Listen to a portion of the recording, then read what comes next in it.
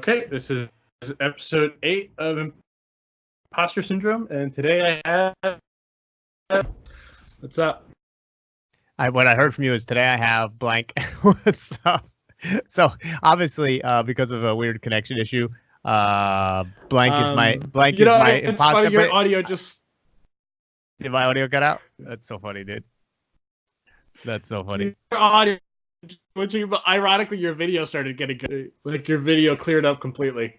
Oh, that's so funny, dude. That's so funny. Maybe I should just turn off my video I'm going to turn off my video just for the moment, see if my audio clears up for you. All right, my video's off. Has this improved my sound of my voice? I'm assuming it will. It was before that too. It was just like a... Got it. My face is back on. Okay. Good.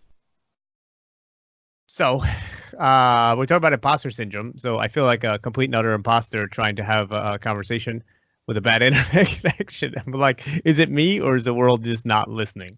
Or is everything that's coming back at me a broken bunch of jarbled internet mess? Which is kind of an allegory or metaphor or a simile or one of those words that means something to describe something else of life in the arts and trying to make it until you fake it, or fake it until you make it, or one of those bake it until you make it if you make a cooking show kind of things. Yeah. Well, yeah, kind of the usual thing I ask the guest is, well, I mean, kind of can give a little background just so people know what you do. Or, right. If you want. Oh, what do I do? I'm a filmmaker. Yeah, it's fine. I'm a filmmaker for the last 25 years, maybe more, actually, since I was very young. I've been making movies, and I have been aspiring to be a ginormous filmmaker, and then I've aspired to be a ginormous TV director and ginormous internet personality, and basically everything. I'm probably one of the more ambitious people that I know, but also one of the people that's hit a lot of walls, maybe because of that ambition. So I've dealt with imposter syndrome of today's thing probably my whole life, because I think there's part of me that's always believed that I would achieve these incredible goals. Certainly I believed in the skill set that I had to achieve them. But I think in the typical imposter syndrome sense, I think a lot of people feel that they don't have the skills to do it. I'm a little different. I really have always believed that I have the skills to do it. And I've had a lot of evidence come back at me that sort of reinforced the fact that I had those skills to do it. But maybe part of me feels like I'm not worthy of the success. I'm not sure. I'm not sure what psychological damage I have as an artist. I think we all have. I don't think you'd be in the arts if you didn't have something really incredibly wrong with you. But that's what kind of makes you interesting, right? I think I fluctuate personally between super confidence and super lack of confidence in a manic depressive kind of way that makes me oscillate at a very unique frequency, which seems to attract people to what I do, which is great.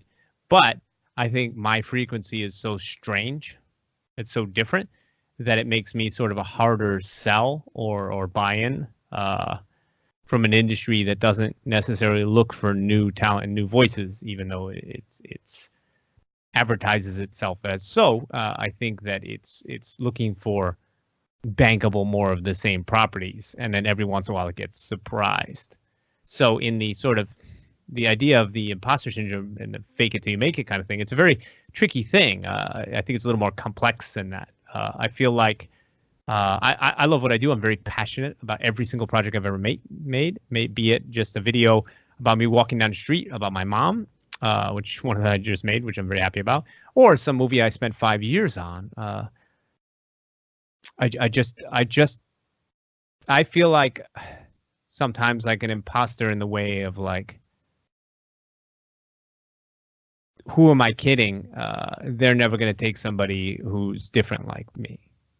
That's how I feel like imposter. I don't feel like an imposter in the sense of, oh, I'm on the first day of work being an IT specialist, but I don't know how to turn on a computer. I don't feel that way at all. I feel like an imposter in the way of like, I'm in a really cool kids club, and I don't think those kids are actually that cool, but I'm in the cool kids club in the metaphoric sense, and I feel like they're never going to think I'm cool enough to be one of them. And so sometimes I fake being one of those cool kids in my brain. Like, oh, I'll wear the right jacket today, and this will be my day where I'm one of you. But then I look around and I'm like, you're all posing. And that's not to be negative about it, but you can see it. Yeah. You know, you can see it in those that are not getting the opportunities they want just yet. Because I always think opportunity can happen at any time. I'm not pessimistic enough to think like, oh, you can't be successful. But I feel definitely sometimes, I mean, there's moments, but I definitely feel like I'll be at a writer's convention or something, and I look around and I'm like, whoa, all of you are just as nervous as me. All of you are, but some of us are pretending more than others. So when I'm pretending more, I feel like much more of an imposter in that way. But I'm pretending less, I feel more like an outsider because everyone else around me is pretending. And it's obvious. I mean, we're all try-harding because we all want something out of the situation. And then there are those there who feel like they're not good enough to be there. And those people I feel really bad about. Because not only are they not good enough to be there, but they feel like they're also pretending to get ahead. So they're like a double imposter. I don't know, it's like a double agent, right? Like, what is that person like? And I feel really bad for them. But then sometimes those people are the most successful because they fake it better than anybody. And then you can have a long conversation about, well, what is success? What does that mean? You know, I remember, I mean, we could talk about this. I could just go on about this forever, Mike. So forgive me. But like, I remember that. Oh, thank you. I think you said feel free. There was a guy. Free. Thank you. There was a guy in LA, and just wannabe agent, wannabe fucking power broker. Just asshole. The guy was just a fucking asshole. And my friend had hooked him up. He's like, I want to read your script. I can't wait to read the script. Blah, blah, blah, blah. So I go to his office that he's working, and apparently he's like working as maybe an assistant or an up and comer at some office, and on the wall is like Josie and the Pussycats, the movie, and all kinds of other bullshit. And but it's a place that's producing real movies, and he wanted me to drop off the script. Sure, I'm excited to drop it off. He's a manager. He's going to give me opportunity. And I walk in, and he's on the phone or something, right? And I said, I'm waiting for him to give him the script that he wanted.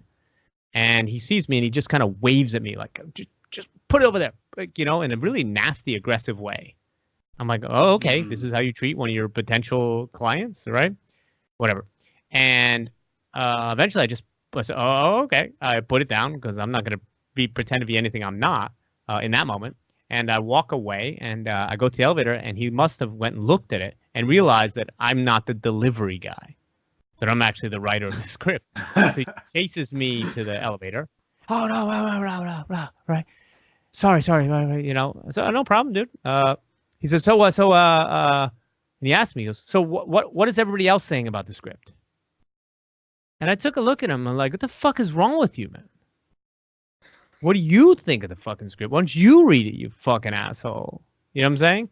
And here was the ultimate imposter, because this is just some guy posing that he wanted a life in the arts. But he's just a fucking con man, just trying to ride off other people's success. And then about 6 months later, I saw him in the street. He had lost half his hair or whatever. He was trying to hide that in some way. He's like 5'4", and he's like walking down the street with like a 6 foot tall blonde model, like this, that. And he had like the perfect suit. And I'm like, this fucking guy can't afford any of the clothes that he's in, you know? And like, he's trying to be some superficial stereotype to impress other people. And like, that kind of imposter, I don't want to be that guy. I don't want to fake it in that way till I make it. So the conundrum for me has always been, and I know you do imposter syndrome in the sort of stereotypical type, which is the artist who doesn't feel like they're good enough, or anybody that feels like they're good enough to fill the role. No, not necessarily. That's fair.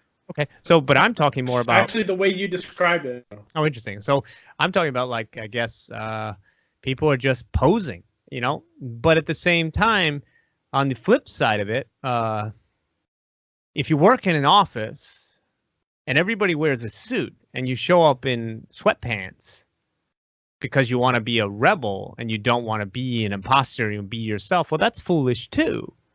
Because that's just you taking an anti-statement of the imposter. That's you taking the statement of the rebel, and you're actually fulfilling your own prophecy in that way. I mean, sometimes you just got to wear the fucking suit and shut up.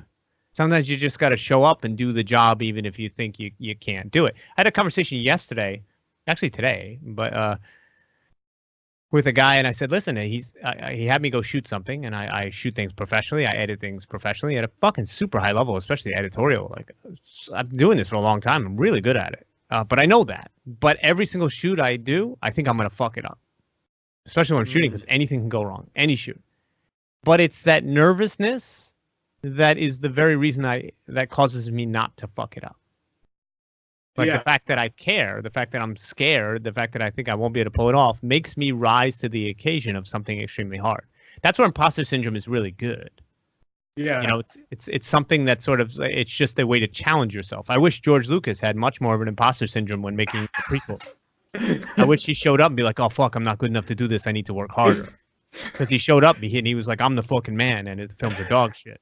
Sorry. But he had it in the first trilogy, too. Oh, they're amazing. Think about it. Oh, yeah, he was insecure. He was this and that. His wife left him. All this crazy stuff happened to the guy. And he made a great thing. He nearly killed himself to do it. But when you don't need to do that, when you no longer feel like a phony, and really what that is, imposter syndrome, is your brain saying, I need to rise to a level, right? And that's not a bad thing. Like, being an imposter is sometimes good because you're actually becoming the thing that you're posing yourself as. And then the flip side of that, then you get like, I watch a lot of the UFC. You get guys like the top guys in there who are just like professional assholes.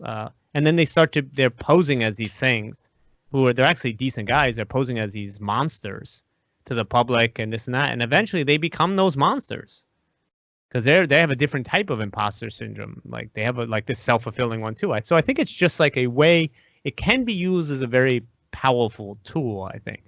I think that there's a way to the imposter syndrome to work for you. Now, where it works against you is when the task is in front of you and you have no choice, and you have to rise to the occasion. It's nerve-wracking, it's disturbing, but it's good. Where it's a problem, the imposter syndrome, which I suffer from too, you know, is that when it's time to do something that no one else is requiring you to do. Yes. That's a fucking nightmare. So, like today, I have to upload this video to YouTube, which I do many. I go under the name Jess Kid, if anybody's curious out there. But like, I may delay it because part of me may feel like, fuck it, people won't like it. So maybe that's somehow tied into that. Or what's the point? You know, I'm just posing as somebody who will be successful. So I think imposter syndrome can not only apply to, I'm sort of unpacking it from my own brain, not only apply to somebody who's trying to be artistically successful, but somebody who's also trying to be professionally successful. And I think that I feel, like I said, I'm very secure in what I can do artistically, but I'm not secure in how that will be not just received, but able to spread out in a universe full of algorithms and basically a closed system of which we both work. And then there's a whole nother element we'll deal with in a second. So, which is other people.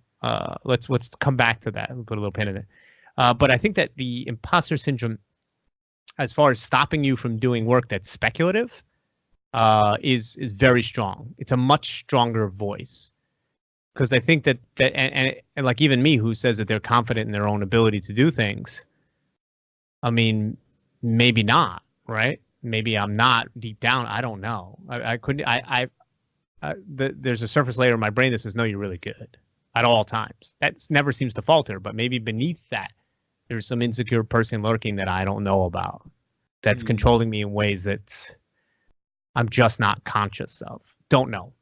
But certainly, I feel like an imposter when I'm trying to walk in to a room full of bullshit artists, because my brain rejects bullshit naturally. So when I sense it, I shut down. So I have an inability to pose as that thing when it's speculative and I'm trying to move forward. Because if I see something that I think is disingenuous, I almost always call it out. I can't help it because my brain rejects it. Like I have that little bit of that Neo brain in the Matrix. Like I'm like, this isn't reality. I don't like it. I'm disgusted by it, and I can't help but see it and comment on it to my detriment sometimes. You know, and sometimes that's good though. It's good as a person. It's good as having integrity. It's good when you work in an office or a place full of people that have the same integrity. It's horrible when you walk into a room full of bullshit artists and you need to be a bullshit artist to be successful in that room and you refuse to do it. It's awful because that's the game. And the game is real, especially in the entertainment industry. It's fact. It's a game of status, right? It's not a Game of Thrones, but it could be, right? But it's a game of status. Might as well be. Might as well be. Everything. Well, I'm not. No spoilers, right? So, there's plenty I saw last night. So, but there definitely is there's a game of status. So it's a game of subjectivity, right? Which is going to lead me to my next point soon. So imposter syndrome is necessary. You have to be an imposter. You have to wear the new emperor's new clothes. You have to pretend the emperor is clothed. You have to, or else you will not move forward. And some people say, oh, I don't want to step on anybody to move forward. Well, you may not have to step on anybody, but you're certainly going to have to lie your way through a lot of it and pretend to be something you're not. But as far as imposter syndrome goes, are you good enough to be there? Are you skilled enough to be there? Are you qualified? Are you a worthy person? I don't know. I think everybody suffers from that. And I think that sometimes the more successful you get, the harder that is.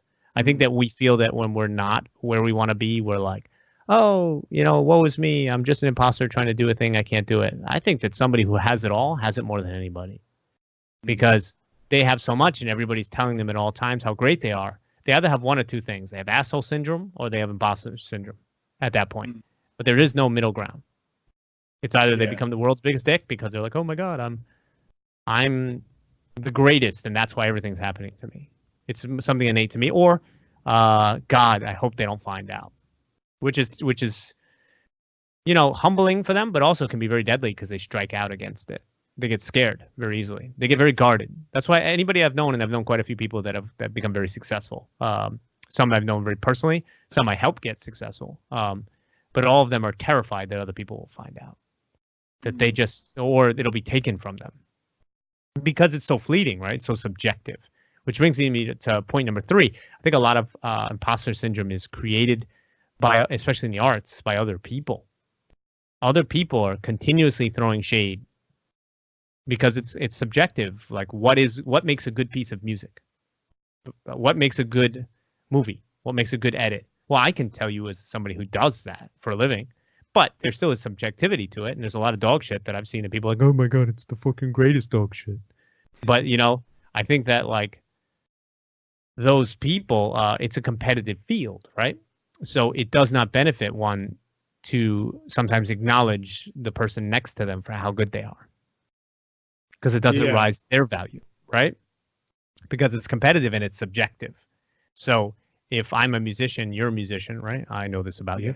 And I'm like, oh, blah, blah, blah. Oh, that track. Oh, yeah. And I say that.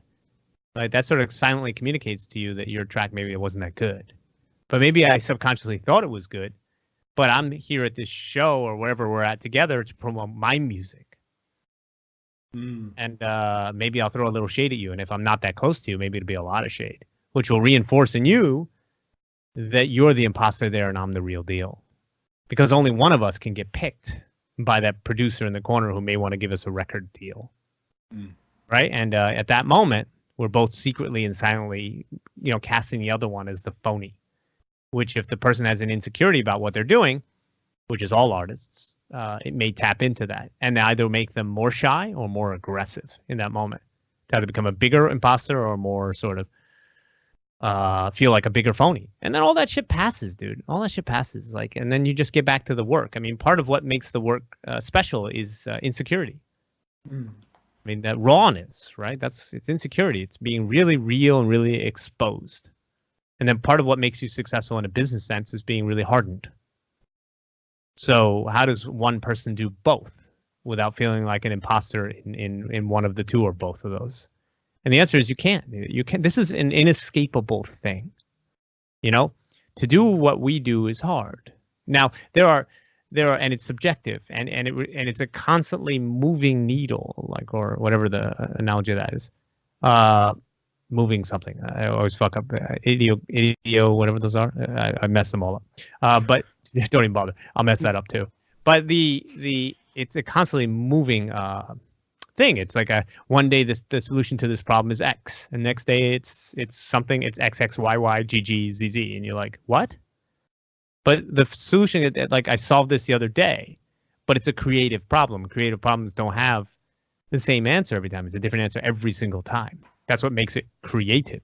Whereas if I'm an electrician, I go in, I've done this a million times. Oh, if I do this, I fucking get shocked and die. If I do this, it's safe. I know this, I can walk in with security. There's no imposter in that way. There's a confidence of being able to bat 1,000 every single time you step up to the plate on that, because if you don't, you die. But this is different. This is and then there's like, the bowler. The bowler has to roll the same ball the same way every single time. That's their job. They don't sit there and goes, God, I'm a phony, I can't do this. They have maybe they do. Fuck, I don't know. But I feel like do. Yeah, maybe, but not the same way, I don't think, because it's a skill that's just the same skill over and over and over. They may feel like, I can't do this, I'm not that good. They may suffer from that way, but the skill is the skill is the skill. Whereas with the arts, you could make a piece of music that somebody thinks is the next Mozart, or movie or whatever, and then the next thing you make, people think is like a 4-year-old made. But I wanted to do something different. They're like, no, you're faking it. You're not the same person. What? But I am. I'm just being creative. And then 10 years later, that 4-year-old thing is much more popular than the Mozart thing. That's the true work that's embraced. So, and because in the arts too, it's like the audience is fickle and the audience's brain changes, right? Something that's interesting now may become out of vogue. I mean, I know that I believe you do some 80s synth stuff, right? That's you, right? Does that? I did one film that was like that. Fair enough. So I'm not trying to put you in an 80s box, but definitely not. I think that like even like in that sense, the idea of you do something and then you're like, oh, I'm trying to do something I'm not used to doing, and now I'm the person known for doing it, and then it changes on you. And it's something completely different. Nobody likes 80s synth anymore. Well, it has nothing to do with you. Were you an imposter the entire time because you were good at this one genre and you'll never be good in another genre, and you're faking it here because this is a new thing for you? I don't know. I don't think there's any answers to any of this. I think it's just, what is the thing that gets you out of bed? What's the thing that gets you to do some work that you think is valuable, and then at the same time, where does the road cross between what you think is valuable and what the world will find valuable, so that you can have enough resources come in from that so that you can do more of that?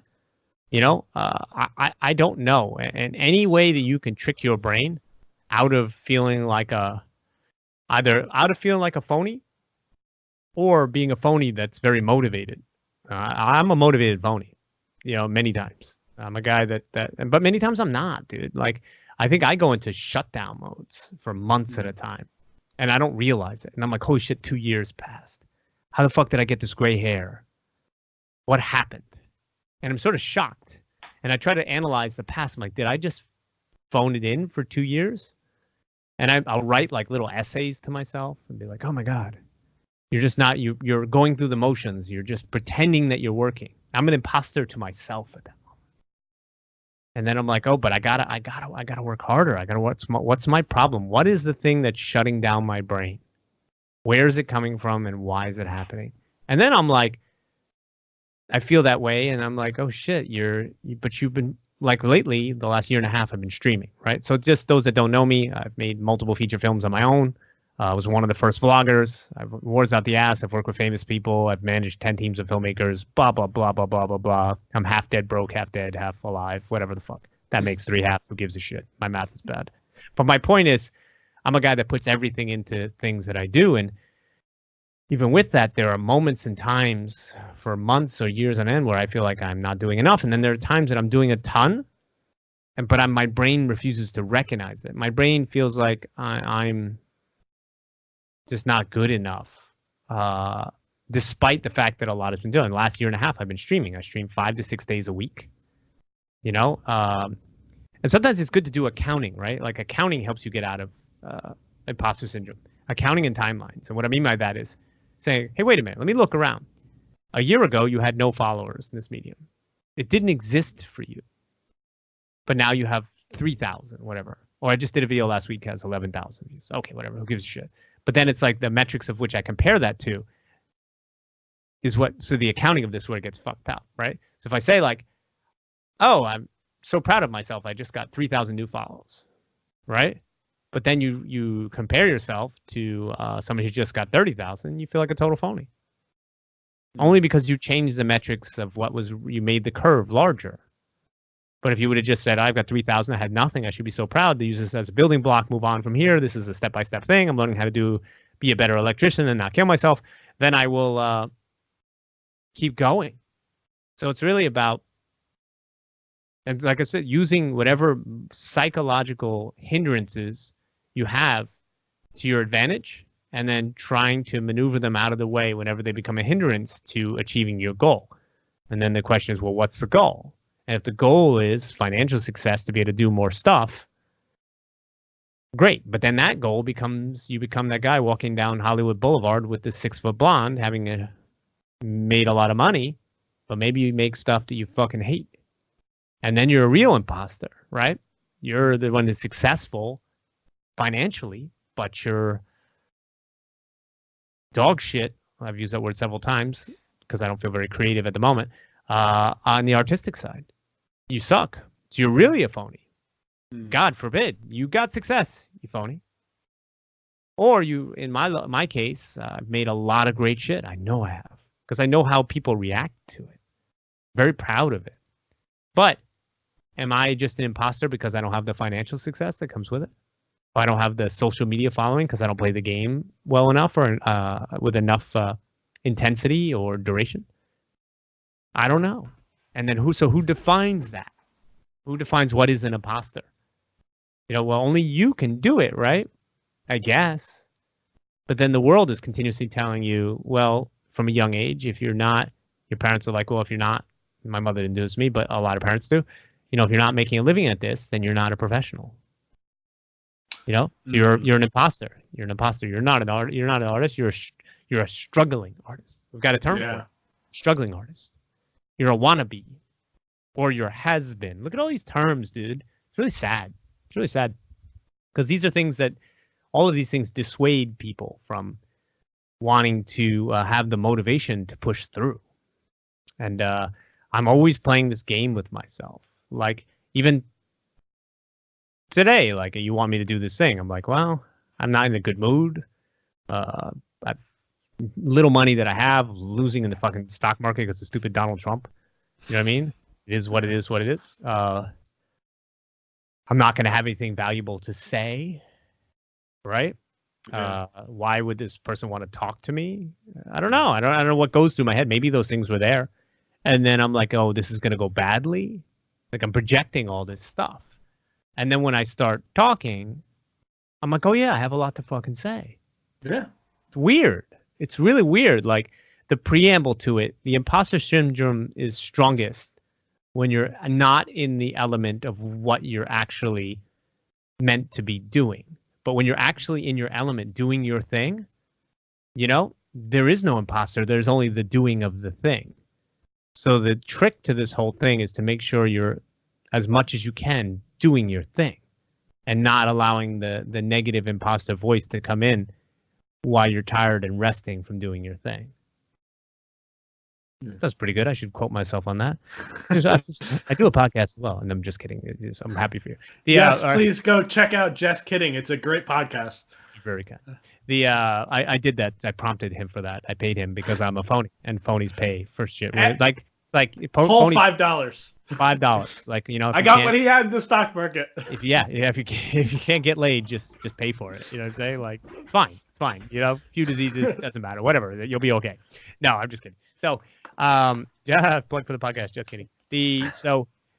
I don't know where this all goes, dude. I feel like I just have to. I'm trapped in my own brain, and I think that most people, well, most sentient people, most people who just aren't la-di-da and blissful about everything, struggle with, what am I in this world? What am I doing? What am I supposed to be? Who am I supposed to be? Who am I supposed to be in the eyes of others as well as myself? you know, and how am I achieving these things, these lofty goals that I set out for my life? And if you don't question those things on a regular basis, I think that the artists question them more, you know, because I think artists struggle with self-identity a lot. I think we struggle with it because a lot of what we do requires us to explore that self-identity. So in the exploration of that, you dive into really areas of really deep insecurity, you know? And so the feeling of, what do they call that? Amanda Palmer called it the phony police. What'd she say? She had some term for it. It's not the imposter police. She has a great term for it. I probably heard it before. I can't remember. That the people gonna show up and just be like, we got you. We found out you're just not that good. Da. And then sometimes it's interesting where you get buoyed by other people. I've seen this happen. It's happened to me as I've had fans over the years of many different sizes. Never huge, but, you know, sizable enough that I felt their impact, and I still do. Where kind of like I start to feed off them. Whereas, I feel like a phony, but they're telling me I'm good. So just might as well listen to them because they know more than my brain because they're the ones receiving it. So it becomes a source, but it's a dangerous thing. When it's not coming from the inside, it's fucking dangerous because the second it weans, it's like you're looking for that next fix. Right, it's a drug. You're like a heroin addict. Yeah, you're a heroin addict looking for somebody to fix your need to feel like a real artist, a real person. Yeah. And then there are people out there, and you've seen it. They chase it. I mean, look at the people in Hollywood getting like gobs of fucking plastic surgery, and we know who these people. I'm not gonna mention any names, but you look at them and like, dude, what are you doing to yourself? I don't even recognize you anymore. You look like a disturbing version of a human being. Yeah. And all that because, you feel like without these people cheering for you, you can't motivate yourself to be who you are. You feel like without the lights on you, you're nothing. That's fucking scary, dude. That's really scary. I'm terrified. As much as I want the success that I want, I'm terrified of getting to the place where I'm so starved. I wish I could be like one of these like actors or something that, you know, they do all the big movies, and then it's like they go do some community play, and they're like, cool, I'm doing a community play, dude. I'm good. The fuck do I need? What does that make a better life that more people know who I are? They'll all be dead at some point, too. I mean, Doris Day died today. You know, I didn't even know Doris Day was still alive. She's been around forever. I was surprised by that, too. Yeah, exactly. 97 years old. Good for her. I hope she had a great life, I hope. But, you know, at some point, like, we didn't even know if she was alive. So does all that success, it doesn't stay. It's all transitory. Yeah. So why are we all so like consumed with, are we good enough, except as a motivator to do better things? And I think I know that's the answer to it. You know, I'm sure of it. But at the same time, when I go through those dark moments where I'm like, fuck, or those months on end where I just phoned it in or was scared to do what I needed to do, even though I have the facts in front of me, you ignore the facts and you embrace the emotion and the fear.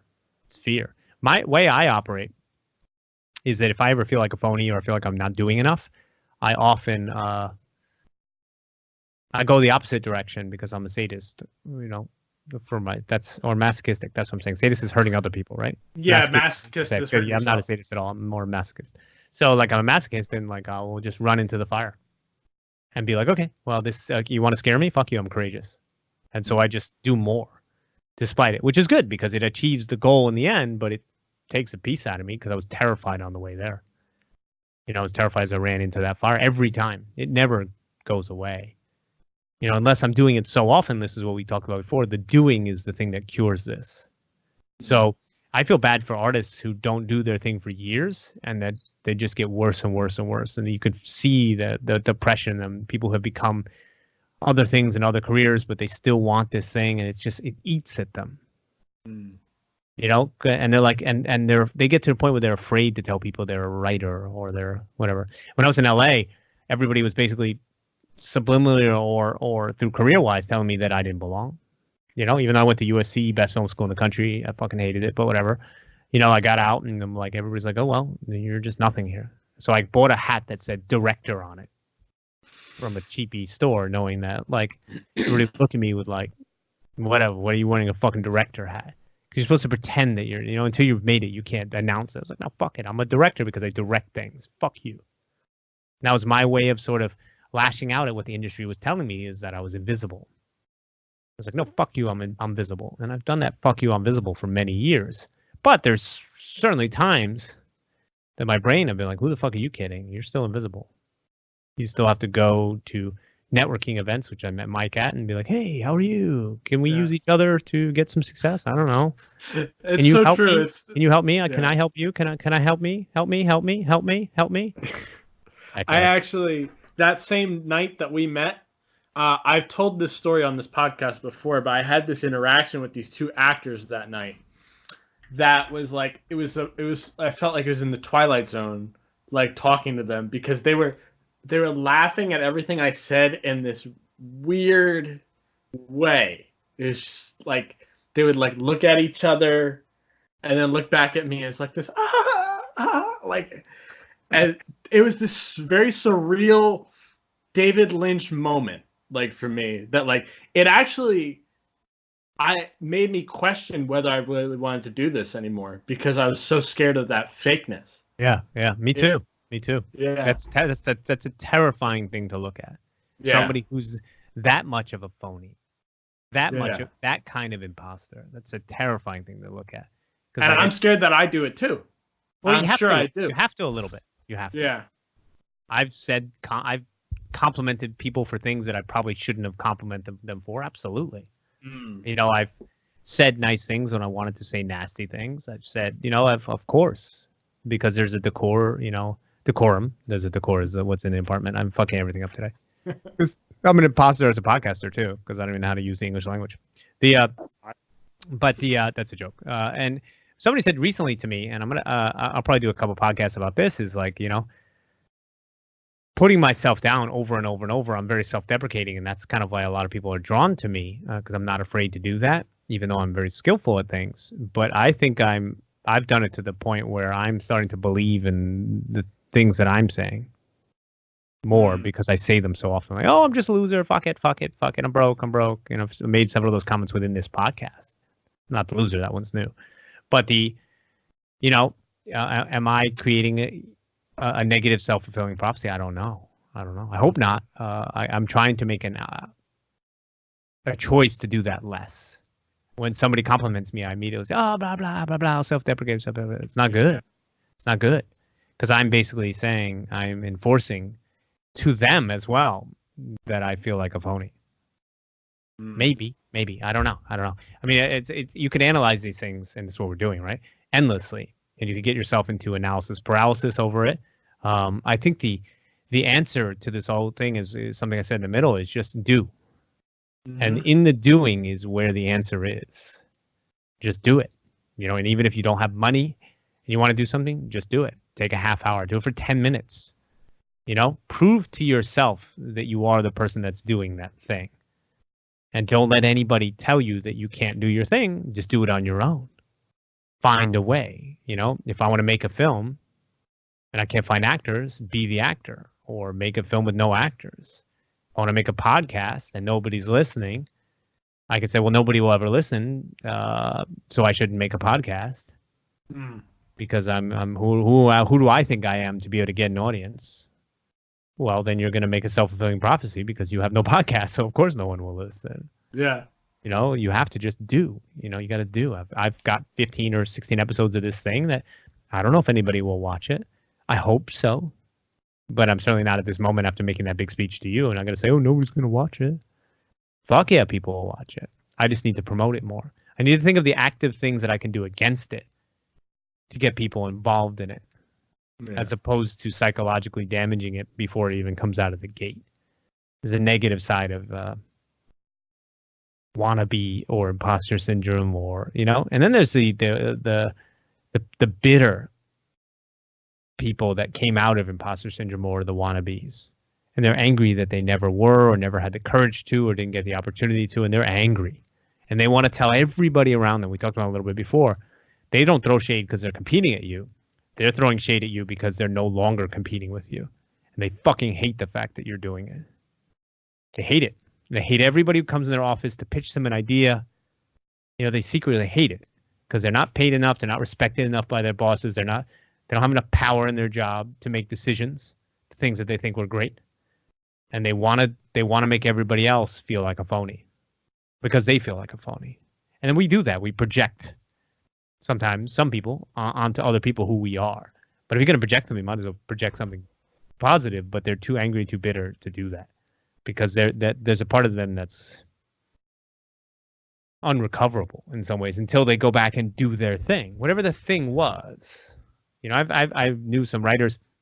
I taught them. They went into the business. And they were working for Comedy Central and all these other places.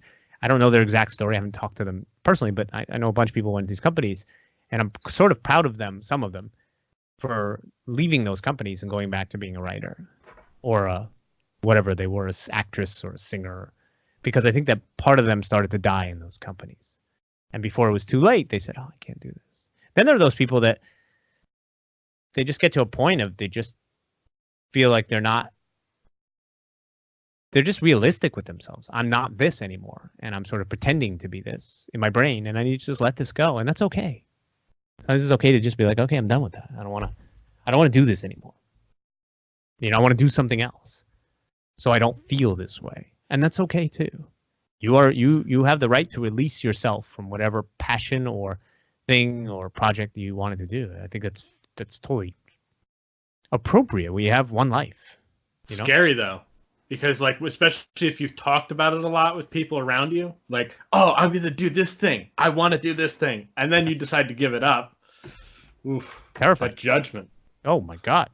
But a lot of those people are the same people who thought you could never do it in the first place anyway. So they should be like, hey, I'm glad you joined us again. No, they're like, oh my God.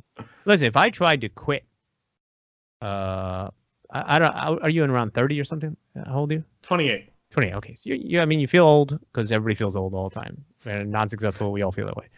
But like, I'm 46, and the best is yet to come. By the way, saying positive things. I agree. So 46. But if I was to fucking quit, dude, holy shit. My God, like they would come out of the fucking woodwork to be like, don't quit, what are you doing? Blah, blah, blah. And some of them would be really disappointed because a lot of them people have followed my journey so closely for 10, 20 years, some of them 30. To me, I'm like their Don Quixote or something. I don't know. That's not a good example, but Joan of Arc. You're their avatar. Yeah, thank you. I'm somebody that's gone out into the world and they're still trying and fighting the good fight. I represent something to them. But I have to live it too. So it's a really difficult thing. So if I were to quit, they'd be like, I think they'd lose a lot of faith in people doing what I do. So that's a very strange thing. But if not enough people believe in what I'm doing, that also falters because you can't make a living playing for a cafe full of people. And that's obviously I have a lot more people than a cafe, a ton more. But I don't have a stadium worth. I don't have enough to pay the bills worth yet. And part of that is my own choices, missteps, career shifts, not wanting to deal with bullshit, say it my way, have my own unique voice. And people really respect that about me. I do. Yeah. That's very kind. Thank you. See, I'm not going to put myself down. I'm working on that. I'll just say thank you. It's the new best way to do things. No, it's very nice. Yeah. So like, but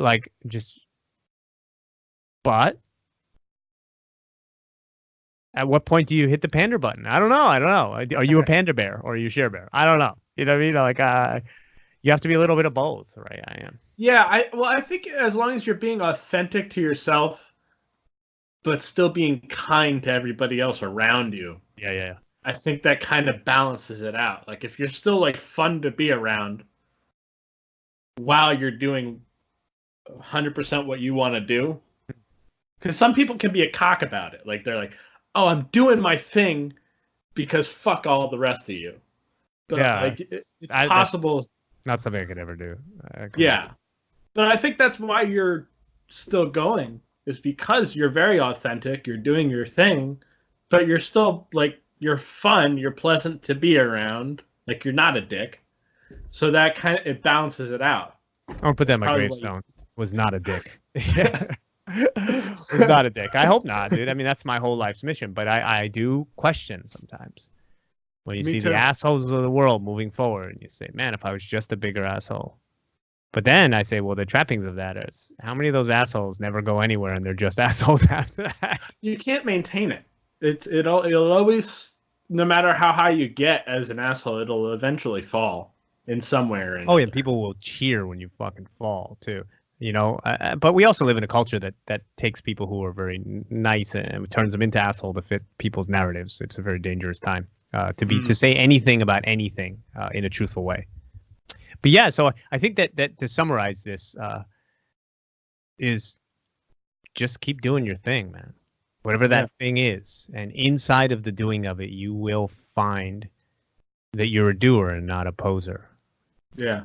That just is what it is. What it is. It's a very simple answer. Just do, you know, just go, just some Nike slogan. I don't fucking know. You know what I mean? And it, like right now we've done this and I feel like I achieved something. I'm proud of, I'll leave this podcast feeling like something was achieved. Yeah. Some small message went into the world where somebody who feels like a phony themselves maybe feels a little less alone. And I'm proud of the fact that I can maybe, with your help, obviously, in your podcast, your platform, maybe reach that one person or 10 or 1,000, whatever that is. And maybe that they'll say, oh, wow, if that person feels that way and they've examined it in those ways, I can just be okay with the fact that I feel this fluctuation in my brain, in my heart about what I'm doing. It's okay to feel confused. It's okay to feel a lot of different things. It's okay as long as I just keep doing my thing. And then the results will teach me. The process will teach me, as opposed to me inflicting upon it my analysis that will just be harmful to what I'm actually trying to do. Anyway, I think that's I'm tired. You know, I'm tired because I feel like I think it's a great topic. It's something I've talked about in different ways in my podcast, but I'll probably touch on as well because it's like it's very important to me, and it's an ongoing thing, right? It doesn't solve. I'll get off this thing. It's not solved for me. I'll be like, oh, what did I do with the rest of my day? Fuck, I got to do this thing. Well, fuck, you think anybody will like it? And then like that whole train will start, you know? And then, but as I've done this thing, I have to force myself to do that thing. And then force myself to the next thing to where I'm no longer forcing myself again. It's kind of like running. First couple times you run, you're coughing, you're out of breath, and your body's destroyed, and you can't do it. And oh my God. And some days, even when you're a professional runner, you get up to run, you feel like, I don't feel like it. And that's okay too. But those first couple times running, it's the most difficult because you're like, the fuck am I doing? I'm not a runner until you're a runner. And then you're a runner that just feels bad on some days, but you're still a runner. You know what I'm saying? And then sometimes people feel like, well, I can't run. And they get up to run and they're like, oh shit, I'm pretty good. I take karate for a long time. I was like, oh, I'm not a good fighter. Everybody will beat me up. And then I get in there. I'm terrifying to some people because I've done it for 30 years. And I go, oh yeah, I forgot. You dummy. You could probably kill me too. No. I kill you. I did a year and a half of really bullshit karate, if that counts. Yeah, bullshit karate. I think it'd be the most honest marketing ever if it just said a bullshitto at the top or something. They handed belts out. They just handed belts out like candy. You get a black belt, and you get a black belt, and everybody who's got $100 gets a black belt. Yes, I totally know that. And so those are those things too, though. The last thing I think I should talk about really quickly is there's a whole industry out there that's like to trick your brain into thinking you're not a poser industry. Self-help gurus. And some of them are helpful, but they're fucking temporary. Yeah. They fill your head full of programming. They get a lot of money from you. They get you on the right track. And then they go away. And then it's just you with you. And if you don't solve these problems for yourself, you have to go back to the well and give them more money. And more evil places like some religions, I'm just going to say, I don't know Scientology, but I'm going to assume, and other things like it. There are business ones, Landmark, all these other things. And I don't have anything against them. I don't know their shit, so I'm not talking about them specifically, but I am mentioning them and saying that there's the places that program you. And then they also program you to stay. Like, keep coming back to us because we're the only ones that can make you feel this way or unlock this thing for you. And the truth is only you can do that. That's bullshit. They're just making an industry out of this exact thing and solving it. You know, when they don't have a solve at all, they just have they don't have a cure. They just have a treatment. And the treatment is a false treatment because it requires you to keep paying for it, which then becomes the thing that you needed to do your own fucking thing. It's like, okay, at some point, don't keep don't keep paying somebody how to make a film for 20 years. Get the training for a year and go make a film. Yeah. You know what I mean? And then learn. I mean, I wouldn't say this in the electrician sense. You'll light the house on fire. But in the sense of like, be careful of those that are out there that have the answer to this. None of which I've said to you to have been a little preachy for that, because I believe in the things that I said, but none of the things that I've said are the answer. No. Even as, oh, the answer is just do it. That's my answer. This is just to create the discussion inside the person who's listening's head so that they can figure out ways to trick themselves into dealing with hard problems, sometimes financial, sometimes artistic, sometimes personal, in ways that keep them motivated to deal with them. So you just have to find a way. But the only way to do it is to do it, in my opinion. Then it's a component. Right, it's a component. For some people, the way to do it is to not do it for a while, to recharge, and then to do it. There are different types of personalities out there. But I only speak about these things in ways that, like, I really try to be at least authentic in my own voice in saying that these are things that I know I can program my own brain with that will work for me. And there's a hope that other people can relate to it. But I don't know that for sure because I'm not those other people. And I think it would be arrogant for me to believe that my truth is everyone else's truth. Yeah. Because it's not in some cases. And maybe it is, but that's not for me to say. And if I ever feel like I'm making an industry, it scares me because I do podcasts and stuff. If I'm making an industry, well, that's the ultimate imposter. I'm the guy with the fucking answer. I hate the answer guys. So I don't want to be that guy, but if people tune in and they find some value to it, I would just be, the right word is grateful that they were there and they got something from it. But with no, I think that expectation. My friend said this the other day, very smart. And I think I'll end with this little thing. And there's a million points we can end on this kind of thing, but he's super smart in what he said. He's pretty dumb in other things. I love you, man. No, he's great. But he said like expectation and hope. It's a killer. He's like, on the one hand, people say don't have any expectations and you'll never be disappointed, right? Mm-hmm. Don't go into it thinking that it'll be a great thing and you'll be fine. Stay in the moment, whatever.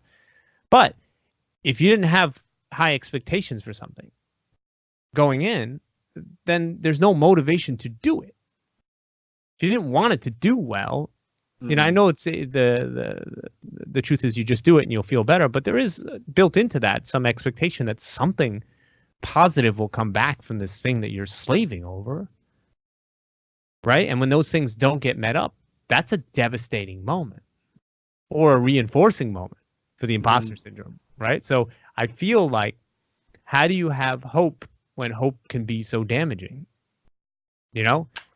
It's true. It's scary because hope can be really, really traumatizing when it doesn't turn out to be what you want it to be. And for me, the answer to that is because the alternatives to not have hope and to do nothing. And that's a just worse of those two equations. And I think you need it's got to be a tempered hope, but I think it's having like a macro hope, because like you don't want to put all your hope in one project or one outcome, but you want to have like kind of that hope that everything's going to work out in some way eventually, kind of like a vague hope, and that maybe that helps temper it, at least for me. I don't know. No, it's smart. You're being you're doing like a risk management analysis of your own personality. Yeah. And I think that all of us have to do that. Like I've had projects where I'm like, I believe with every fiber of my soul that this will be successful. And it's the only way I can push myself to do something that big.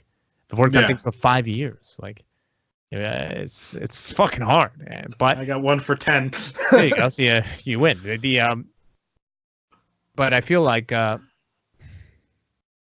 I don't know. That's another entire topic, right? Yeah. The expectation. I kind of want to do a podcast on that as well. I think there's something very rich there. But all of these things, they tie into one another, But all I can say for anybody who winds up listening to this, I think that's like, stay as positive as you can, stay as happy as you can, do your thing, whatever that thing is, as much as you can.